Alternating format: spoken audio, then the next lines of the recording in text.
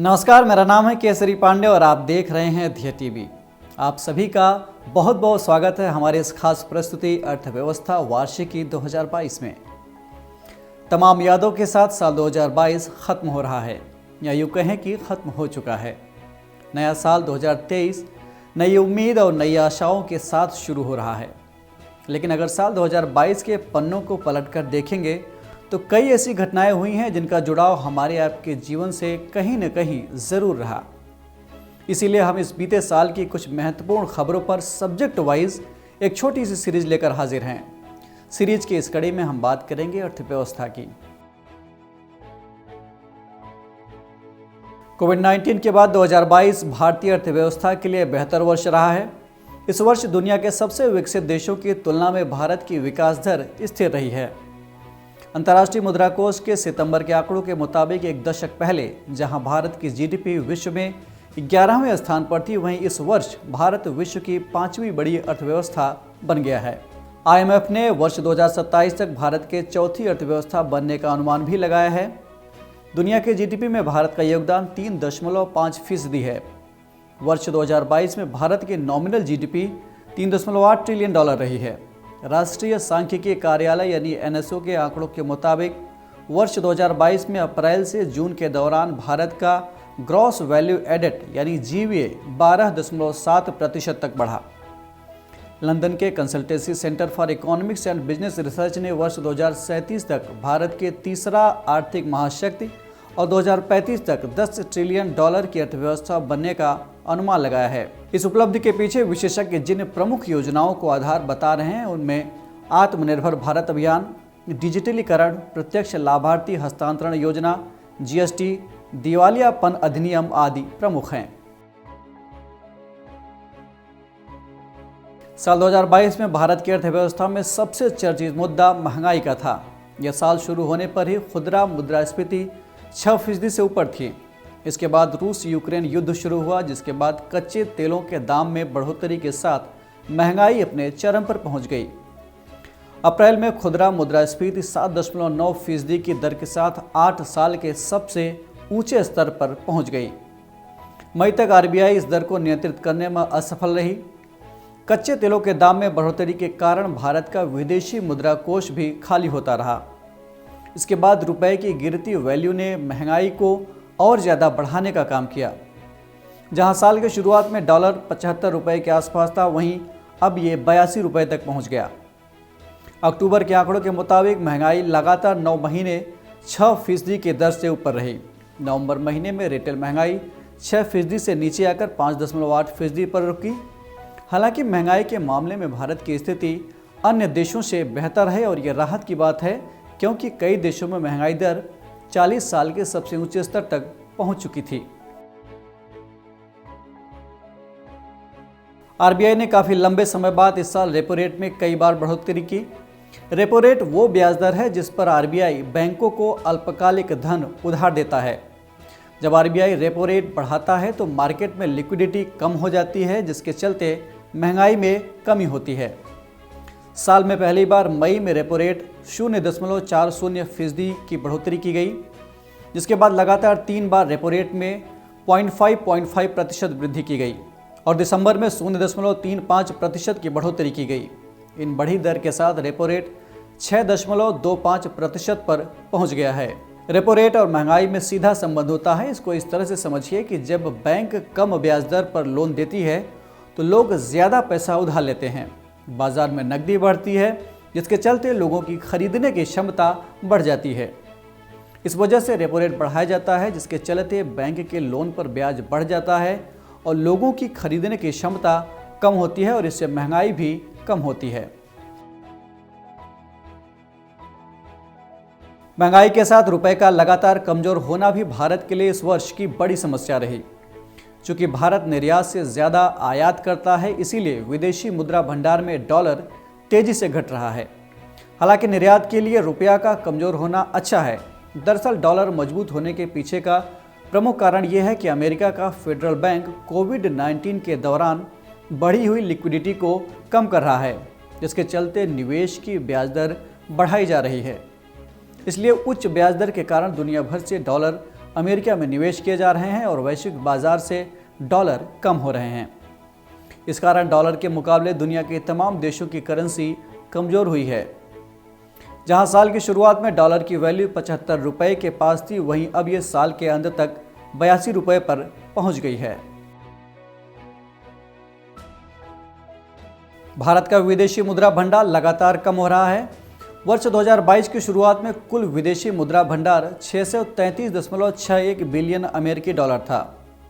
दिसंबर 2022 में विदेशी मुद्रा भंडार में 57.1 करोड़ डॉलर घटकर 563.5 अरब डॉलर पर आ गया है। यह भंडार दिसंबर के पहले सप्ताह में 564.1 अरब डॉलर था। स्वर्ण भंडार 150 मिलियन अमेरिकी डॉलर से घटकर 40.579 बिलियन अमेरिकी डॉलर रह गया। विदेशी मुद्रा भंडार में विदेशी मुद्राओं के अलावा बॉन्ड, स्वर्ण भंडार, ट्रेजरी बिल और अन्य सरकारी प्रतिभूतियां भी शामिल होती हैं। इसमें सबसे बड़ा हिस्सा विदेशी करेंसी का होता है। फरवरी के अंत में रूस यूक्रेन युद्ध के बाद से भारत के विदेशी मुद्रा भंडार में तेजी से गिरावट देखने को मिली।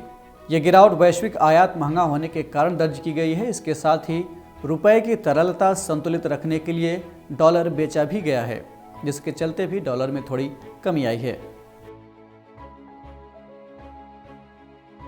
हाल ही में विश्व बैंक ने चालू वित्त वर्ष 2022-23 के लिए भारत के सकल घरेलू उत्पाद यानी जीडीपी की वृद्धि दर के अनुमान को 6.5% से बढ़ाकर 6.9% कर दिया है। इससे पहले सांख्यिकी एवं कार्यक्रम क्रियान्वयन मंत्रालय की ओर से जीडीपी के आंकड़े जारी किए गए थे, जिसके मुताबिक मौजूदा वित्त वर्ष 2022-23 की दूसरी तिमाही यानी जुलाई से सितंबर के बीच देश की अर्थव्यवस्था ने 6.3% के दर से विकास किया है। पिछले वित्त वर्ष यानी वर्ष 2021-22 की जीडीपी वृद्धि दर 8.7% रही है। अगर विश्व बैंक का ये अनुमान सही साबित हुआ तो जीडीपी वृद्धि दर के वित्त वर्ष 2021-22 के मुकाबले घट जाएगा।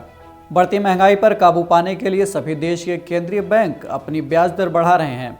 इसके चलते विश्व के लगभग सारे देशों की जीडीपी पर प्रभाव दिखाई दे रहा है। साथ ही चीन का लॉकडाउन विश्व के सप्लाई चेन को प्रभावित कर रहा है। इस कारण भी दुनिया में मंदी की दर में बढ़ोतरी हुई है। सकल घरेलू उत्पाद यानी जीडीपी किसी दिए गए वर्ष में देश में उत्पादित सभी वस्तुओं और सेवाओं का कुल मूल्य है। इसे आसान भाषा में देश की मार्कशीट कहा जा सकता है, जो देश की आर्थिक गतिविधियों के स्टेटस को दिखाता है। रिजर्व बैंक ने 1 दिसंबर को डिजिटल रुपए का पायलट प्रोजेक्ट के तौर पर लॉन्च किया इसे, जिसके तहत डिजिटल रुपया आम जनता के लिए मार्केट में लाया गया। ये पायलट प्रोजेक्ट दिल्ली, मुंबई, बेंगलुरु और भुवनेश्वर में लॉन्च किया गया। इसका थोक इस्तेमाल परीक्षण 1 नवंबर को किया गया था। डिजिटल रुपया एक टोकन होता है। ये मार्केट में चल रहे सिक्कों और नोटों के जैसा ही होता है। यह नॉर्मल नोटों या सिक्कों के साइज में ही होता है, लेकिन इसे आप पर्स में नहीं रख सकते। इसे आप मोबाइल वॉलेट में सॉफ्ट कॉपी में रख सकते हैं और ये मोबाइल के माध्यम से ही खर्च किया जाता है। ये आम जनता के पास बैंकों के माध्यम से आएगा और इसे बैंकों के पास जमा भी किया जा सकेगा, पर इस पैसे पर कोई ब्याज नहीं मिलेगा। इसका बड़ा फायदा यह है कि इसे डिजिटल से कैश में भी बदला जा सकेगा। कोरोना लहर, मंदी की डर और तमाम चुनौतियों को पीछे छोड़ते हुए भारत वर्ष 2022 के जनवरी से जुलाई के बीच के समय में स्टार्टअप यूनिकॉर्न के मामले में चीन से आगे निकल गया है। जनवरी से जुलाई के बीच भारत में 14 स्टार्टअप यूनिकॉर्न बने, जबकि चीन के सिर्फ 11 स्टार्टअप यूनिकॉर्न बने हैं। स्टार्टअप नई आइडिया वाली एक ऐसी कंपनी होती है जिसने हाल ही में अपना कामकाज शुरू किया हो। स्टार्टअप सफल होने के बाद ये एक बड़ी कंपनी के तौर पर अपनी पहचान बना लेते हैं। नए उद्यम या नए व्यवसाय को स्टार्टअप कहते हैं। यही स्टार्टअप आगे चलकर यूनिकॉर्न बन जाते हैं। स्टार्टअप यूनिकॉर्न 1 अरब डॉलर से ज़्यादा वैल्यूएशन वाला स्टार्टअप होता है। भारत में स्टार्टअप से यूनिकॉर्न बनने के लिए मिनिमम समय 6 महीने और मैक्सिमम समय 26 साल है। स्टार्टअप इंडिया अभियान 16 जनवरी 2016 को शुरू किया गया था, जिसके बाद देश में मान्यता प्राप्त स्टार्टअप की संख्या 75,000 से अधिक हो गई है। मौजूदा वक्त में भारत विश्व में स्टार्टअप के मामले में तीसरे स्थान पर है। यहाँ 108 यूनिकॉर्न हैं, जबकि पहले स्थान पर अमेरिका और दूसरे स्थान पर चीन है।